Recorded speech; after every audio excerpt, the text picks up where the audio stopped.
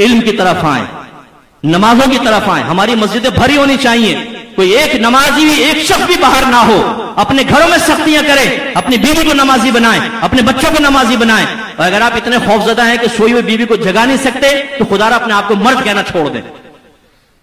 जो इतने कमजोर हो चुके हैं कि नहीं, बीवी ऐसा ना हो कि उठ के चीखना चिल्लाना शुरू कर दे, तो आपने चुपके से गए, नमाज पढ़कर आ गए, बरोज़े क़यामत इसका हिसाब होगा। ये बीवी जो टांगे फैला के खराटे ले रही थी, तुमने क्यों नहीं जगाया था इसको?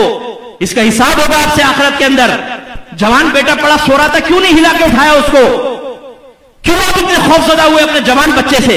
उसे बेअमल बना दिया, उसे बेनमाजी होने का आदी बना दिया। अब बाप रहता है अपने बच्चे को उठाते हुए कि उठाऊंगा तो नाराज हो जाएगा।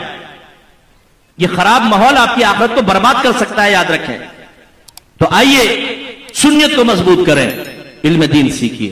तो यही है, औरतों के लिए अगर ये पूछ रही हैं तो हुक्म यही है कि जैसे ही अजान हो फौरन पढ़ लें, क्योंकि औरतों को जल्दी पढ़ना सुन्नत होता है फजर के अंदर। लेकिन आम नमाजों के अंदर ज़ोहर, असर, मगरिब, इशा में मर्दों की जमात के इंतज़ार करना इनके लिए मुस्तहब है। तो फजर में जल्दी पढ़ लें। और ये बेअदबी है कि कोई बेड पे बैठा हो और आप वहीं पर नीचे बैठ के कुरान पढ़ रहे हैं, ये बहुत बड़ी बेअदबी है। तो इसलिए ऐसा ना करें।